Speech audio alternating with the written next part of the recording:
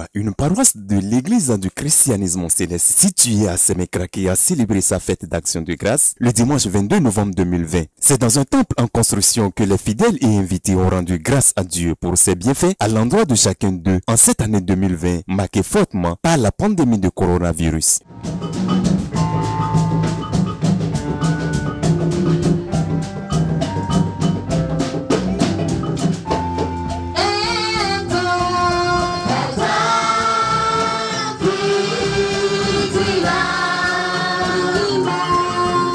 Une fête d'action de grâce marquée par diverses prières et l'exécution des cantiques.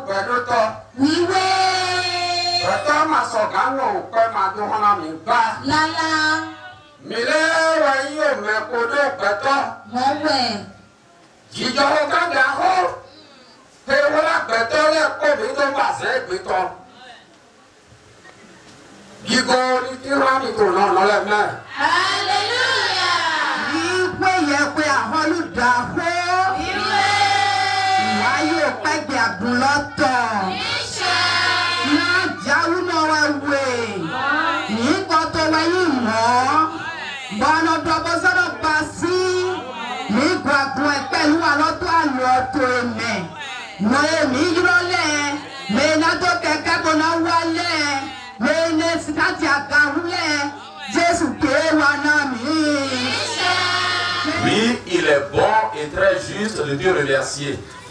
Et il est bon également de te rendre grâce et de te rehausser pour ta couverture sur chacun de nous. Pendant 365 jours,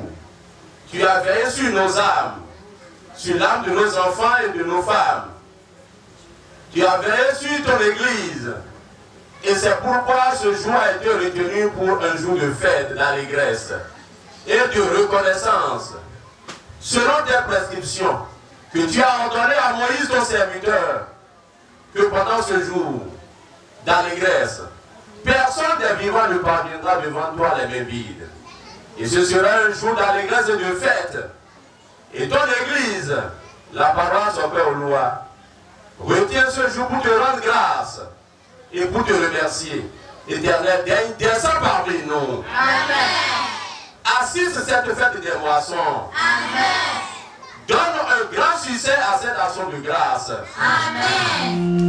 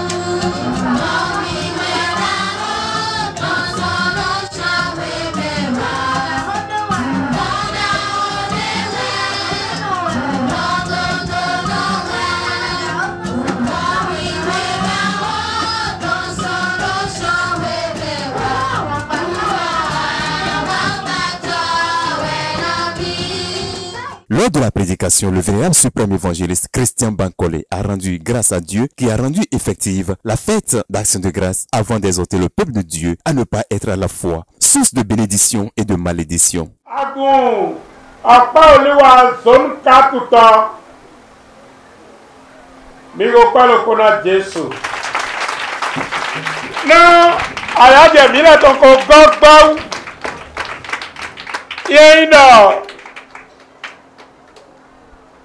Emainda okweti enodo yawe kowe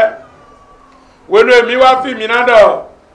mi le po Jesu rege makoko tru apo minito avon ba uduna jiwe epo bo Pilate na gona bo nu konta Donate Paris là na gona bo mina bodu e pombo ikwe na nu ejo e basina mi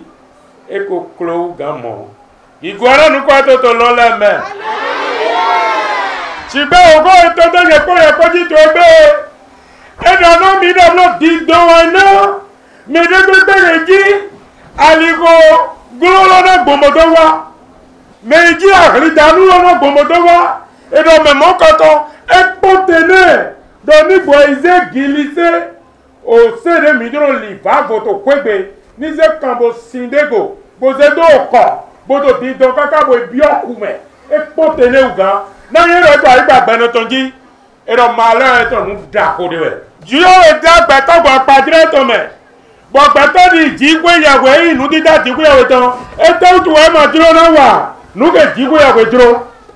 ene lo we jero nye ko ye ko mini do kodo bo cambio mi de le na mi ma zuzoli ji gbe yawe to mi ma ji gbe yawe to onu lo klo ke mi dono pa ji gbe yawe onu lo klo uwe mi duro so ji gbe yawe hallelujah onulo klo ke mi dono nu eyan onulo klo mi so dono igbon nu klo bo dono bla nu do nu de mi na tu odo to so do eyan da yi lo nulo klo mi so dono ibla nu dego onulo klo mi dono godo ti o e dono mi we no ye ji vide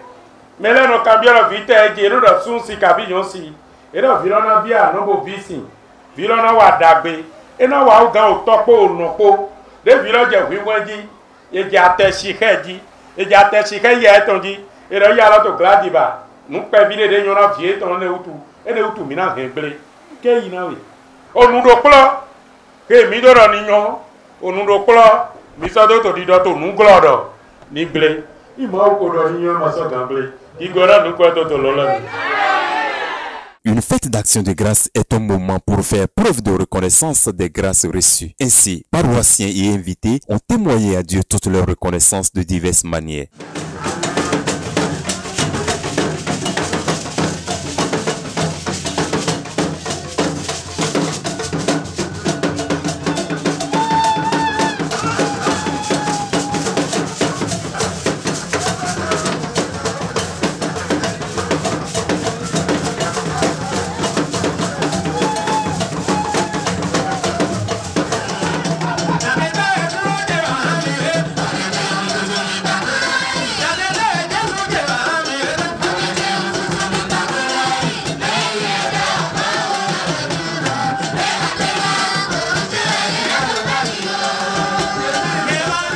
De la quête à l'action de grâce, tout a été fait juste pour dire merci à Dieu.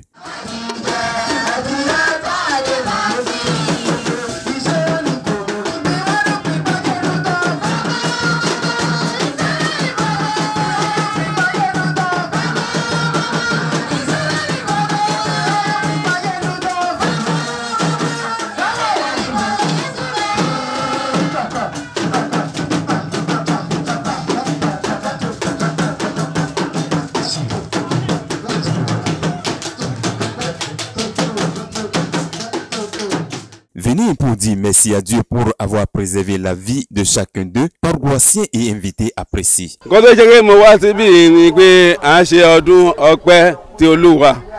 Nígbà tí a ń ṣe ọdún ọpẹ́ Olúwa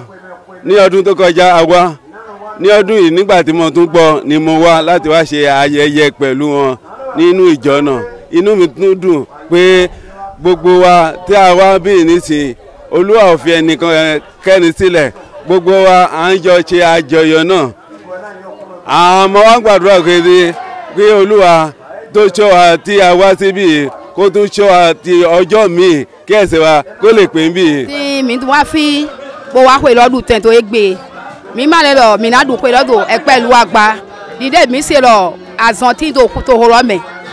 bọ̀ mi kọ́ sọ wá ọ̀pẹ lọ efifi mo tàìdì àyà jíjẹ lọ ẹsẹ̀ ọ̀gádé mi náà mọ̀pọ̀ dá yìí mi má lè lọ yẹn ti gbọ̀n mọ́lẹ̀ mi tó pẹ́nu máa gbẹ dátọ́ dé yìí kígo bọ̀ mi sọ́pọ̀ tó gbẹ mo dùn pé lọ́tò ẹ pẹ̀lú àtò gbé ẹyin kò mẹ́hun dẹ́ná pẹ̀lú ọ̀bì ṣẹṣẹ lọ́mọ jáwé kò mẹ́hun lọ́nà tìǹà wọ́n tó lè kó yàgùn kírísíàsì ìfìlẹ̀ bí ṣe pápátá pe mi nono du ti jo ho ton azonde manongoro jewe manodo onwe don o khade pepe no fande me e khade fan e na jaiwe azan jewe do azan we so de gbe uwe zon no aridano de pepe magan wa dali eton sise dagbe we juna bi eme e we ron sise lo ri obe mi o be sise lo boyi kaka na je gan me di jewe na doki ko no ya azan lo wa bo bi to me nugbo amo azan lo ma je dali mi don e ma je dali to lo don brebu bo jewe gba won lo bi pátápátá azan lo eleko bo je wa se gigo no lo podo te na go e lo e hu ran mi do e se do te ha je we do mi ni se do te bo mi do bi bayi da lo nu pele pele ka bo a je finedi u ezon mi do pe lo gigo ma u to lo e segbe e ma gigo pe bi ọpẹ́ Olúwa sin agun lo agunde we bo eyan agunde bo e ye do atin lo bo sanke ma wusi ba tin lo e do wu bo to agayi je sin songa we egbe we yen wa agun lo jawe to na jije amo de wa mu khororo e ko me mu da o de na mi de jo no wa so to do uri en mele ko ni gbigboropo bodoro sero mo so na go lo ai de zo bo mele o ze gigbo wesi gigo sedo aga indo na o gamiton fide wa chofa de do wa mele de don egbon we to go a hogbozi niveau agun lo si ahon kan da ho lo ni mind o agun no de do hogbon le ye ya lo pe ra igbe ahon kan da ho lo to fi Cameroon amo me to fi le demi gbigbo wo si asondo ni ate amulo me gbigbo wo to jiwe we to nde na wa awodo sun lo pome ana to mo do khodo sa de gbe we bo awon agbade de me lo e nde bo me to fi leyin wana bayro ni gbigbo do wen bo adi na bo se to na we to wana je afoklende erani eni lo me to fi le do mi do papanagwa bo je godura ndo agun edin agunde we to gan se nado glo meina kale tori meina kama hado toreme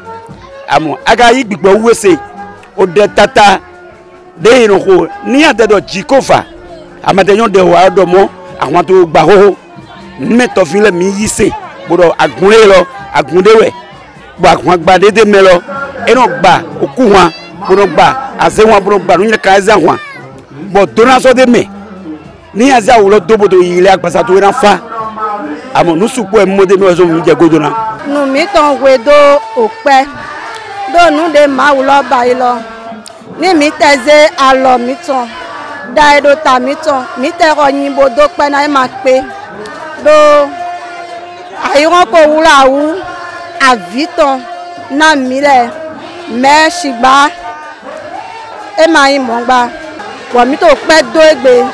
pe lo tesin maga do ho la susu ngara do ho la bele abio emotion menam mina dogbe na comité lo le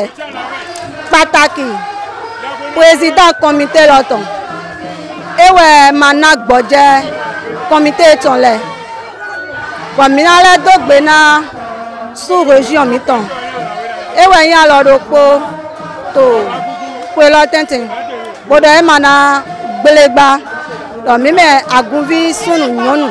yopo mero minize ta bodo ziafo bodo dedeme do ko mi to erun taun bo mi to e le basito alonu di mama de dan le gbe mi na do na e ma me po mi na do gbe na do po do jiwe we wa zo eton bo mi do to fi egbedi don jiwe we no do gbe na eton no le no ezombo na jaya nu susu e o ezombo na jaya do nu ejo e wa na mi jenu kon to ko lo me ekro bo ni do mi ka pon ran nu ejo e wa le po para pata mi amudodo mo oko e lo eyin oko ede boyin o tan bo gbeto yen ran kin donc bo ene lo etin to we ma me na ko ta le po bo ye yen ye na wa ke ya do video ko nu bo do ko mo nkan ton wa ire do ko 2020 ans donc to nu ne le po me we na to kraso wa bo mi dran do ko pelu wa tan oko lo to kraso sojo amo mi do ndo ma bo so ko de dodo mo jijo o tin na peto le bo mi wa azan lo ma yi do bo mi gba mi bayi bo so je mi bo e do fo gbon bo nu emi mo do ko ro mi lo e paja mi Beto etron fi alopalopa bo wale mi donu do mele po bo kaso donu do akota etron tofile me etron awoni me etron fi alopalopa bodo do Benin agundo polopo mi donu do beto le gbawo do jomi ojo etan bo do jijo ojo etan ena su do beto le poji don mi do gbena mele o dewe mi so fo ko na mele do mo fi eye yen son bo wana jo ena so gosusu etan da pole po me to Jesus sin yin ko mi to pe me mi to jo ive do mo we chokwe le vona wa nínú mi tó yín lọ́dọ̀ mọ́ jọ ẹ̀ náà gbọ́ àlọ́bọ̀ àzọ́ èpo ọlọ́gùnlẹ̀ mi náà bá yín soso ètò ọ̀bọ̀n aṣọ gbẹ́ tó máa ń sí ń lọ́mẹ̀ ẹ máa ń gbẹ̀tọ́ sí ń lọ́mẹ̀ mi sì àǹtá ti gba àmọ́ ní ejúlò jọ ẹ̀ jọ ẹ̀ náà wà àzọ́ ètò ọ̀lẹ́po. inú ẹ̀ náà dọ̀nà o gbẹ̀tọ́ àgùn bí òpẹ́lú wa tó lẹ́po ẹ̀ lọ́dọ̀ mọ́ gbẹ̀tọ́ ní tẹ́dọ̀ jọ ẹ̀ dókó àkàngò ní màgà sọ́zẹ̀ ńlẹ́dọ̀ gọ́ bòdó sẹ̀ máa wú lọ́blò dó jọmi lọ́dẹ mi mọ̀ kòtò náà àzọ́ tó nù kan bọ̀ mi ọ̀sùn pàápàá báyà sí dàn bọ̀ nù susu jọ mende ma yun dodo mo mi sinya chite amo mo jo mi ojo ton dale mi chite wo zo mi do gbe na susu e ton do mo ye ni yan ti we we do ko aka mende ma so te do ye we de bodo bodo ni mi yan jo na so wa so susu do gbe za mi ton mo we nenu ayaje ena tin na ko tale po to Jesus sin ko. Rappelons que la chorale Jéhovah Shalom de la paroisse a fait danser le peuple de Dieu avec Arong Baron.